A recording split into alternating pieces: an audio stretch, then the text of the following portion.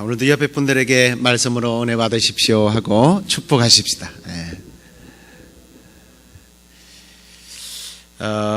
요즘 우리 조국 대한민국은 여자분이 대통령이 되어서 그동안 남자 대통령을 통해서 좀 상처받은 그 국민들이 좀 그 어머니의 어떤 마음을 가지고 백성들을 대하고 또 우리 백성들이 어머니처럼 생각하면서 좀 포근하게 그렇게 나라가 돌아가고 그렇게 국정을 잘 꾸려나갈 줄 알았는데,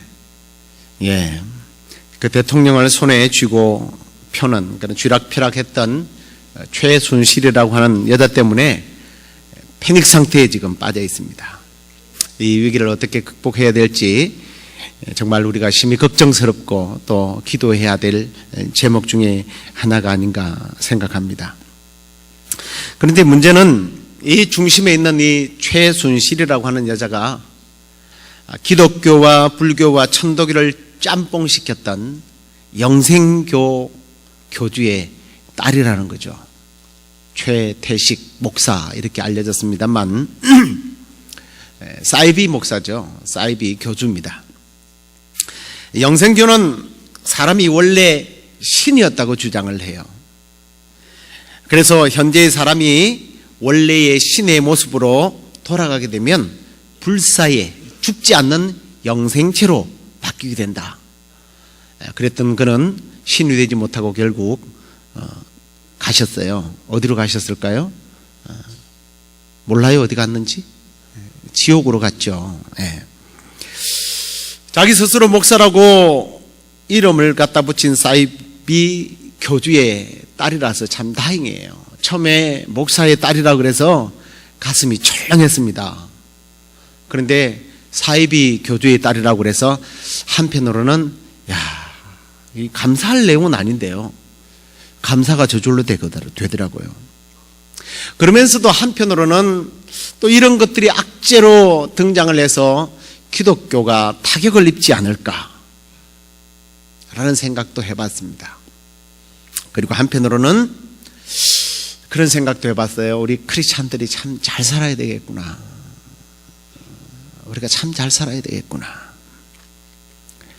그리고 가장 중요한 것은 바른 복음을 전하지 않으면 이렇게 잘못된 결과들이 계속해서 일어날 것이다 라는 그런 생각들을 가지게 만들었습니다. 진리를 왜곡시켜서 이용하는 사람들로 인하여 진리가 핍박을 받는 그런 시대, 그런 시대에 우리는 참 진리 되시는 예수 그리스도를 바로 증거해야 되겠다라고 하는 그러한 생각들로 한 주간을 보냈습니다. 그런데 요즘 사람들은 전도가 참 힘들다고 하는 말들을 많이 합니다. 그래서 나름대로 전도가 되지 않는 자성의 기회를 만들어서 나름대로 이렇게 원인 규명들을 하는데, 그 중에 하나가 전도가 안 되는 이유가 사회적인 분위기가 전반적으로 그렇다는 거예요. 이럴 때는 센스 있게 화면을 바꿔주면 좋습니다. 천국에 대한 소망이 없다라는 거예요. 지금 사는 세상이 천국인데 뭘 또 천국을 기대하느냐, 이렇게들 말합니다. 한국에서 요즘 그런 조크가 있더라고요. 천당 갈래, 분당 갈래 그러면 분당 간대요. 무슨 말인지 못 알아듣네. 옛날에는요, 천당 다음에 분당이라고 그랬거든요. 근데 요즘에는 분당 다음이 천당이래요. 그래서 분당이 너무 살기 좋으니까 사람들이 천당 갈래, 분당 갈래 그러면 분당 간다고 그래요. 그런다는 겁니다. 천국의 필요를 못 느낀다는 거죠. 그리고 또 전도가 안 되는 또 하나는 그리스도인들이 그리스도인의 신분을 망각해버리고 잘못 살아서 그렇다는 거예요. 전도를 하려고 하니까 불신자보다 못한 성도들의 이야기, 장로들이 어떻고, 심지어는 장로는 좀 그래도 평신도니까 그렇다 치더라도 목사가 그럴 수 있냐 이러면서 막 쏟아내니까 전도하러 갔다가 오히려 전도를 당하고 와요. 심지어는 말도 꺼내보지도 못합니다. 교회가 성결함을 잃어버리고 교회가 기업이 되어지고 뭐 이런 얘기들을 듣다가 보면 예수 믿으십시오, 복음을 꺼내보지도 못하고 설거머니 돌아서야 하는 경우가 많다는 겁니다. 그런데 저는 입장을 조금 다르게 생각해 봤습니다. 과연 전도가 안 되는 이유가 뭘까? 화면을 바꾸시든지 아니면 아예 띄우지 마시든지 조금 신경을 써주시면 대단히 고맙겠습니다. 조금 다르게 생각해 봤어요. 정말 전도가 안 되는 이유가 뭘까? 좀 썰렁하게 들릴지 모르겠지만 전도가 안 되는 이유는요, 딴 데 있어요. 뭔지 아십니까? 그냥 전도를 안 해서 안 되는 거예요. 전도를 안 해서 안 된다. 로마서 10장 14절을 한번 보십시오. 같이 읽겠습니다. 그런즉 저희가 믿지 아니하는 일을 어찌 부르리요? 듣지 못한 일을 어찌 믿으리요? 전파하는 자가 없이 어찌 들으리요? 전하지 않는데 어떻게 부르심을 받고, 전하지도 않았는데 어떻게 믿게 되고, 전하지도 않는데 어떻게 복음을 듣게 되겠는가? 이 무슨 말이에요? 해석을 제가 잘못한 거예요. 전도하지 않았기 때문에 못 믿고 못 듣고 하나님 앞에 못 온다는 얘기입니다. 원인이 다른 데 있는 게 아니라는 거죠. 뭐 사회적으로 문화적으로 시대가 그렇고 오늘 상황이 그렇고 예수 믿는 사람들이 그렇고 다 변명이라는 거죠. 여러분, 기독교의 역사를 볼 때 전도하기 가장 좋은 때가 언제였어요? 그런 때가 있었습니까? 한 번도 없었어요. 전도하기 좋은 때는 없었습니다.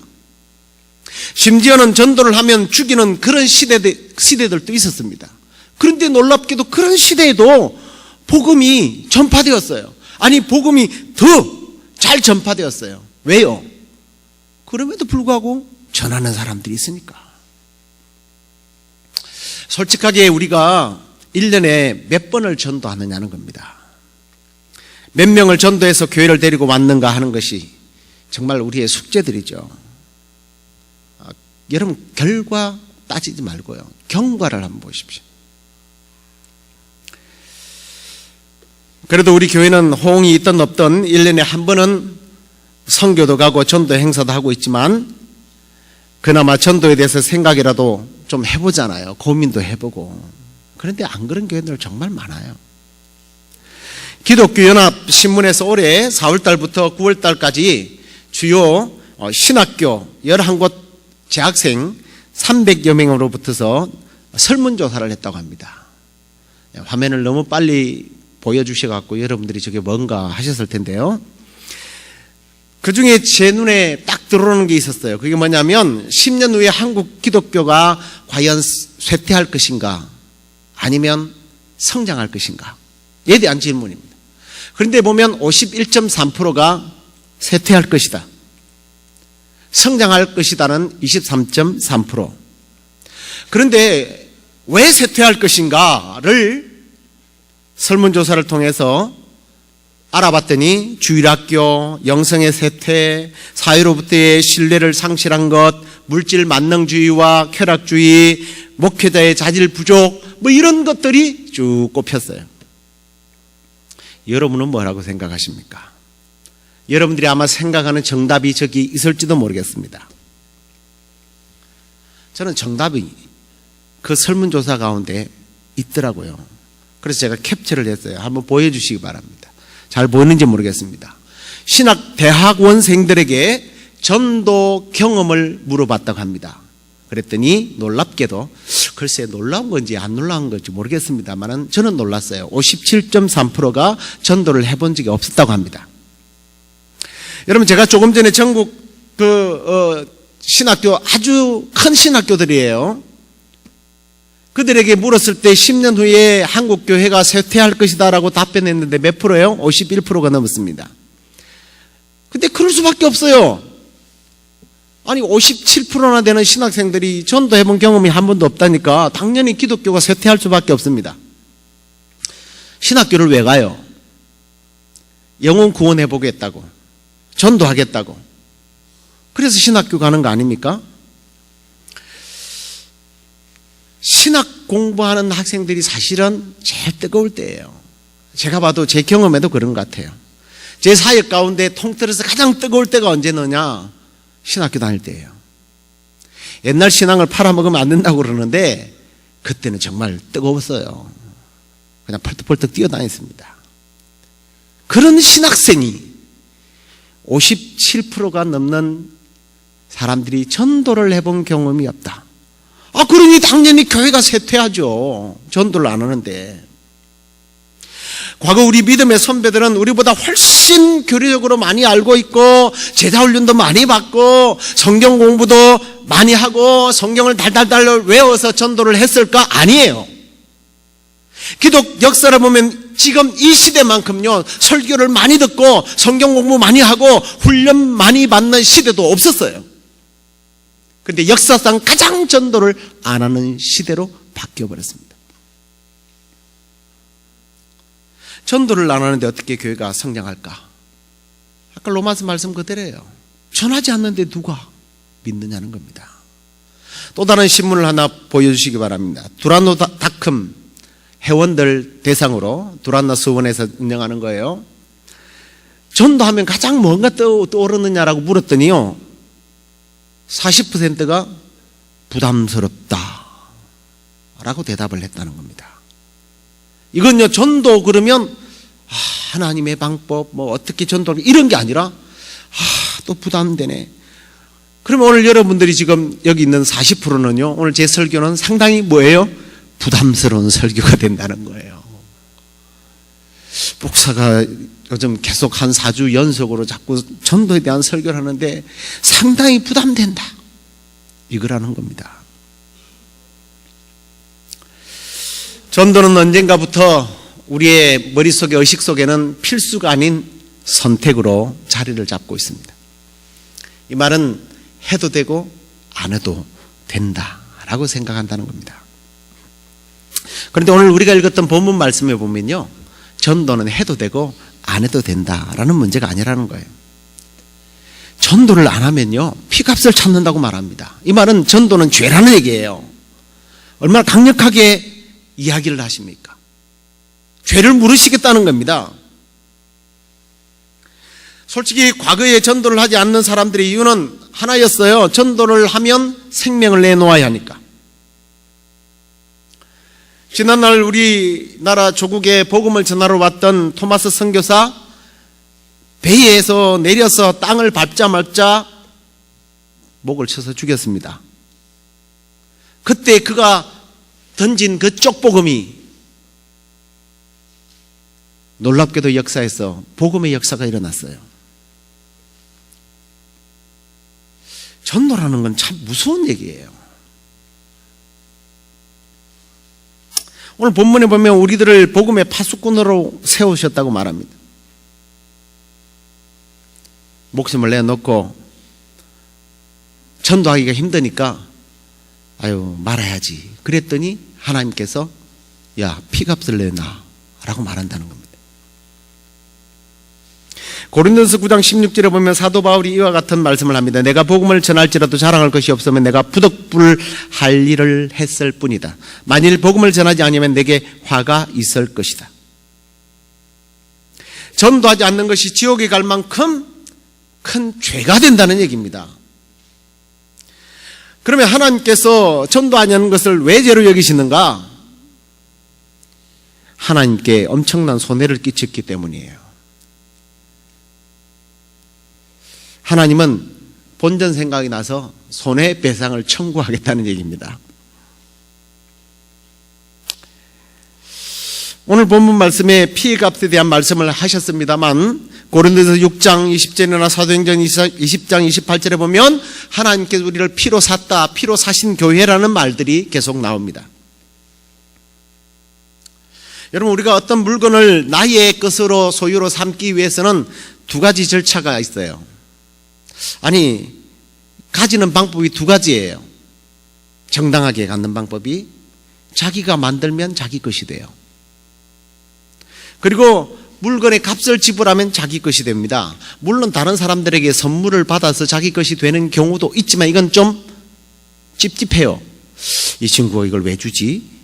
뇌물이 아닌가? 이런 것을 고민하게 만들지만 정말 정당한 것은 내가 만들고 피땀 흘려서 내 것으로 만들거나 아니면 사면 되는 거예요. 보세요. 우리는 하나님의 것이랍니다. 왜요? 하나님 우리를 만들었으니까 하나님의 것이에요. 아주 걸작품으로 만들어 놓고 이건 내 거다. 왜? 하나님 만들었으니까.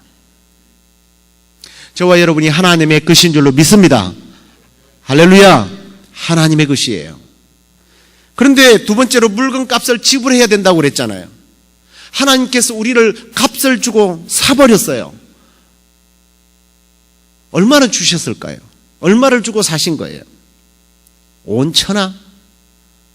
아니, 온 천하보다 귀한 값을 지불했어요. 그게 뭐예요? 예수님의 피값이에요. 아담의 불순종으로 인해서 온 인류가 죄에 빠졌습니다. 사망의 심판을 받을 수밖에 없는 그런 상황인데 예수님이 피값을 지불해 버렸어요. 누구에게 값을 주고 산 겁니까? 참 이게 어려운 문제인데요. 하나님이 하나님 자신에게 값을 지불했어요. 이게 무슨 말이냐면 하나님의 공의의 법이 있었어요. 하나님의 공의의 법전에 하나님께서 명시해 놓은 것은 죄의 싹슨 사망이라는 거예요. 율법을 좇아 그의 모든 물건이 피로써 정결케 되나니 피 흘림이 없이는 사하심이 없다라고 하나님이 결정해 놓아버린 거예요. 그러니까 누군가가 피를 흘려야 돼요. 그래서 과거에는 짐승이 피를 흘렸어요. 이건 불완전한 방법이에요. 갖다 바쳐도 돌아서니까 이 나쁜 놈 시키 화가 나는 거예요. 또 갖다 바쳐야 돼. 끊임없는 순환의 악순환의 사람들은 어쩌면 율법 앞에서 포기해버리는 거예요. 그 공의의 법을 만족시킬 방법이 없으니까. 그런데 예수님을 보내서 그 율법의 저주, 율법의 법을 속량해버린 거예요. 값을 지불해버린 거예요. 그래서 우리는 하나님의 것이 되어버렸다는 겁니다. 원래 하나님의 것이었는데 인간들이 죄를 지어서 뛰쳐나가버렸어요. 탕자처럼. 그래서 하나님은 자기 아들을 세상에 보내서 십자가에 죽으심으로 인간들의 죄의 값을 지불해서 아들의 피로 우리를 사버렸단 말이에요. 그런데 성경에 한 영혼이 온 천하보다 귀하다고 그랬잖아요. 왜 온 천하보다 귀한가? 온 천하보다 귀한 예수님의 피값으로 구했기 때문이에요. 그래서 우리 한 사람 한 사람은 뭐예요? 예수님의 피값을 지불한 영혼들이기 때문에 하나님 보실 때는 본전 생각나는 거죠. 내 아들을 죽여서 구원했는데.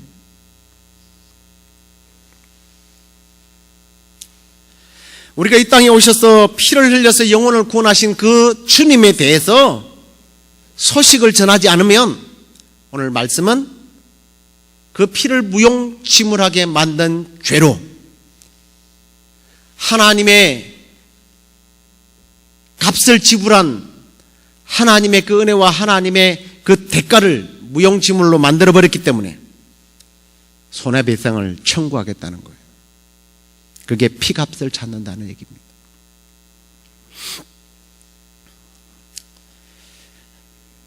두 번째 죄가 되는 이유는 예수님의 명령을 불순종한 죄가 됩니다. 예수님께서 우리에게 많은 분부와 부탁을 했습니다. 그런데 가장 최후의 강력한 명령을 하나 내리셨어요. 그게 뭐예요? 마가복음 16장 15절을 같이 읽겠습니다. 너희는 온 천하에 다니며 만민에게 복음을 전파하라. 이 말씀을 하셨어요. 명령을 지키지 않으면 이건 불순종의 죄예요.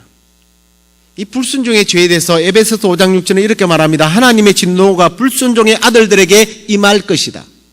불순종하면 분명히 하나님의 저주가, 하나님의 진노가, 하나님의 심판이 임한다. 보통 문제가 아니죠.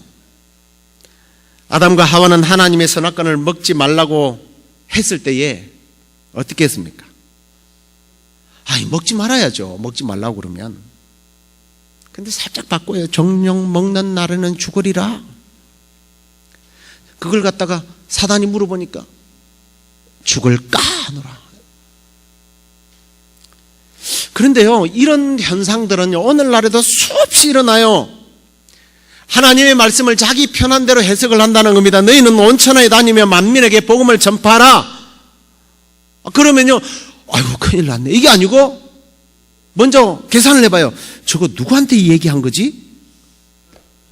가만 생각해 보니까 우리한테 한 얘기가 아니잖아요. 예수님의 12제자들에게 한 얘기야. 정확하게 말하면 그 12제자들에게 한 얘기가 아니거든요. 500명 이상 되는 사람들에게 한 얘기예요. 성도들에게 한 얘기란 말이에요. 그런데 우리는 하와처럼 대답하는 겁니다. 우리는 아닐 거야, 그지? 제자들이 해야 돼. 제자가 누굴까? 목사야, 전도사야. 아니야. 거기 그때 열심히 있는 사람들이 있으니까 우리 교회 장로들이겠지. 권사들일 거야. 그럼 나는 평신도니까 괜찮아. 이게 뭐예요? 죽을까 하노라 하고 똑같은 거예요. 그런데 사도 바울이 뭐라고 아까 우리가 말씀을 읽었잖아요. 내가 복음을 전하지 아니하면 화가 나에게 미친다. 그러니까 그 사람도 사도잖아. 지난주에 우리가 말씀을 상고했습니다만 디모데에게 뭐라고 말씀합니까? 너는 복음을 전파해야 된다. 때를 얻든지 못 얻든지 항상 이 복음을 전파하는 데 힘을 써야 된다. 그러니까 그 사람도 사역자 같은데 이렇게 따지기 시작하면 끝이 없어요. 왜 따져요, 근데? 나한테 유익이 없을 것 같으니까. 유익이 있어봐요. 팍 물죠. 유익이 안 될 것 같으면 그 말씀과 나를 자꾸만 거리를 유지시키려고 해요. 그러면서 나에게 유익하다면 세상 끝날까지 너희와 항상 함께 하리라. 할렐루야! 그래요. 근데 어떤 사람에게 함께 한다고 그랬어요? 앞에는 잘라 먹어버려요. 베드로전서 5장 4절에 보면 그리하면 목자당이 나타나실 때에 시들지 아니하는 영광의 면류관을 얻게 되리라. 그 앞에는 아무 필요 없어요. 영광의 면류관만 목적이 있는 거예요. 복음은 전하기 싫고 복음 전한 자들에게 주는 그런 영광과 그런 능력과 면류관은 할렐루야 받고 싶은 거예요. 그게 어떤 믿음이냐면은 하와식 믿음이에요. 자기에게 불리하면 꼬투리를 잡아서 자꾸만 자기랑 상관없는 것으로 만들고 왜곡시키고 좋은 말씀이 있으면 다른 사람들에게 준 말씀도 할렐루야 내 것으로 받아요. 이게 우리 인간들의 속성들입니다. 자, 그런데 이렇게 너무 또 여러분들이 기를 팍팍 죽이면서 전도 안 하면 죄가 된다고 그러니까 너무 기죽지 마십시오. 다운이 될지 몰라서 복음을 전하면 어떻게 되는지 간단하게 말씀드리고요. 말씀을 마칠게요. 전도하면 어떤 유익이 있는가? 여러분, 피값을 알아준 우리들에게, 명령을 순종한 우리들에게 하나님께서 가만히 있겠습니까? 앞에도 말씀드렸지만 세상 끝날까지 너와 함께 할 것이다. 그리고 다니엘서 12장 3절 말씀을 보십시오. 지혜 있는 자는 궁창의 빛과 같이 빛날 것이고 많은 사람들을 옳은 대로 돌아오게 한 자는 별과 같이 영원토록 비치게 해주겠다.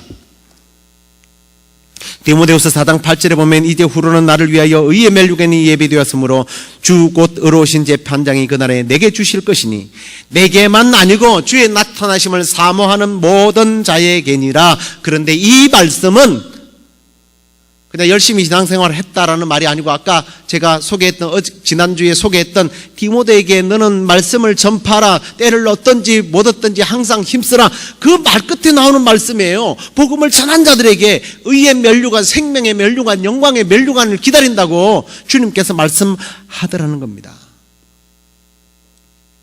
그런데 실제로 전도하러 가보면요, 엉뚱한 사람들이 있어요. 아프리카에서 죽어가는 한 사람에게 어느 선교사님이 세례를 베풀어 주기로 했답니다. 복음을 전하면서 그 사람에게 천국에 대해서 설명을 하고 이제 세례를 베풀려고 했대요. 사랑하는 형제여, 세례를 받으시고 천국에 가기를 원하십니까? 근데 그 사람이 이런 대답을 했대요. 아니요, 저 세례 안 받을래요. 저 예수 안 믿을래요. 천국 안 갈 거예요. 너무 황당하잖아요. 아니 왜요? 그랬더니 생각해보니까 천국 가면 아는 사람이 없어서 지옥 가야 될 것 같아요. 천국에 아는 사람이 없어서 지옥 가겠다고 그랬답니다. 천국과 지옥이 뭔지를 모르니까 그런 엉뚱한 대답을 했겠지만 사실 오늘날도 이런 엉뚱한 대답과 엉뚱한 생각들을 가지고 있는 그런 죄인들과 악인들이 많아요. 그런데 오늘 본문 18절 말씀을 다시 보십시오. 그럼에도 불구하고 내가 악인에게 말하기를 너는 곧 죽으리라 할 때에 네가 깨우치지 아니하고 말로 악인에게 이르러서 그 악한 길을 떠나서 생명을 구원케 하지 아니하면 그 악인은 죄악 중에 죽는다.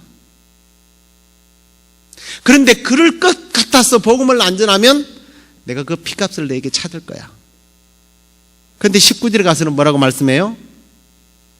네가 만약에 그 소식을 전하게 되면 그가 구원을 받고 안 받고 상관없이 너의 생명이 보존될 것이다. 말씀을 맺죠. 한 영혼의 피값은 누구의 피값이요? 주님의 피값이에요. 한 영혼의 가치는 누구의 가치예요? 예수님의 가치예요.